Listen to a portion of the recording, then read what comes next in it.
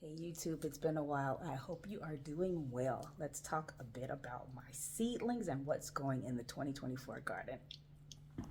So as you may or may not be aware, I start almost all of my garden seedlings in my AeroGardens. Here we have one of my bounties, which is almost empty because I have moved out all of the peppers that were ready to be moved. These sickly looking guys here are matapinos. They're staying inside in a different AeroGarden. And I have a few more there that will probably stay in here about another week or so. I just moved out my most of my flowers here, the zinnias and the calendulas. This one is holding a second round of tomatoes. I had a few tomatoes that didn't look hot at the start, which I will show you in a few minutes. And I decided I wanted to try some smaller varieties, some microdwarf varieties in one of my green stalks. So I just started those last night. Down here on this side, we have some TASC pods that I got at Walmart on clearance last year. We have some lettuce, cilantro, basil. These are peas, which will be going out this week. And there were some more things here that I have potted up, which I'll show you in a minute. Here we have the 60 cell Park Seed Biodome. Let's take a closer look at that gorgeous thing. So in here we have some bok choy, some collards, some mustards, scallions, nasturtiums, and some other things in here. These here, all these that didn't sprout, those were nasturtiums, which are notoriously hard to sprout anyway.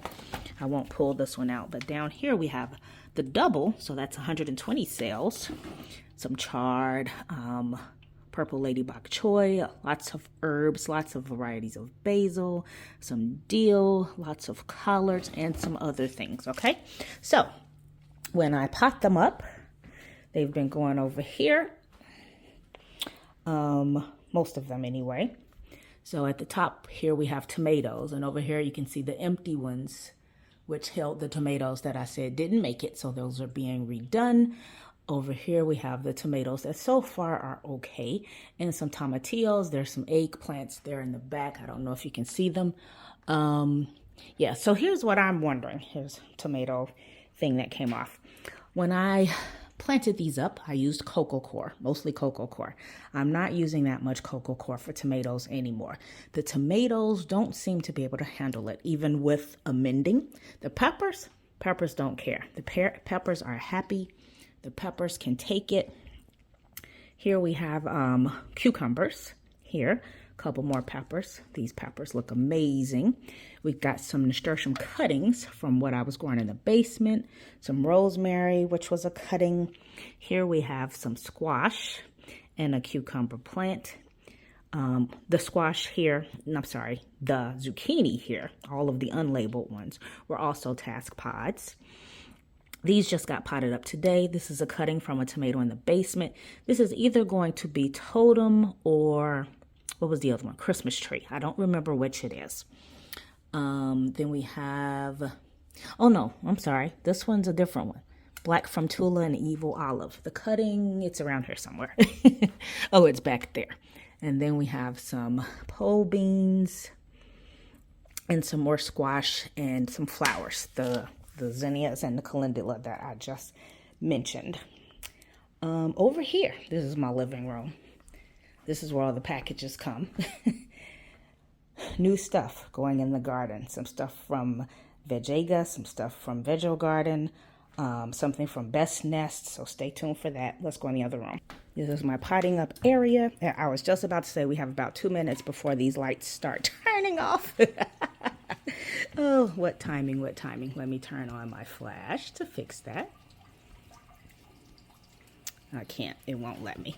Okay, I'll just zoom in. Down here, that's pretty good.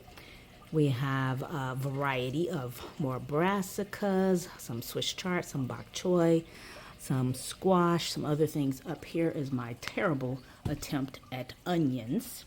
And this other stuff, this is not outdoor seedlings. That's my indoor stuff for now, but it may go away. So, as you can see, I have started seeds in a variety of ways this year.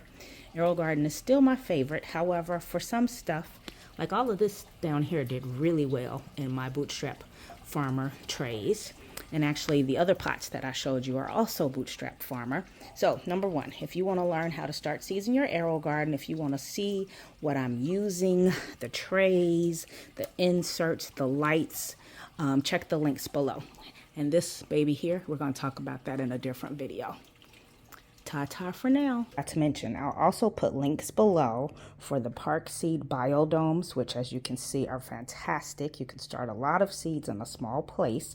You can either pot them up then, or if you have a variety of things in here that can take it, like with this one, I'm going to harden off right in there and put it outside. I have this one, which is the 60 cell. I have this one, which is the 120 cell. And I also have a couple of them that have bigger cells. Bootstrap Farmer trays and pots. I have a variety. I have the 2.5 inch pots, which are awesome for the peppers. They do well in there. That's the insert to keep them from falling over. I just added that this year, and I wish I'd have discovered it earlier. This is a 3.3 inch pot, which is awesome. And these are the 5 inch pots with the insert. The trays are actually all of that. Then I've got some black ones that came from Amazon down here. But the Bootstrap Farmer stuff, let me tell you, this stuff is so strong. I put it right in the dishwasher, and it will outlast me for sure. And the AeroGarden lights, I love them. I'll put links to all of this below, like I said. Okay, now for real, ta-ta for now. Please like and subscribe so you can see when all these goodies actually go in the garden.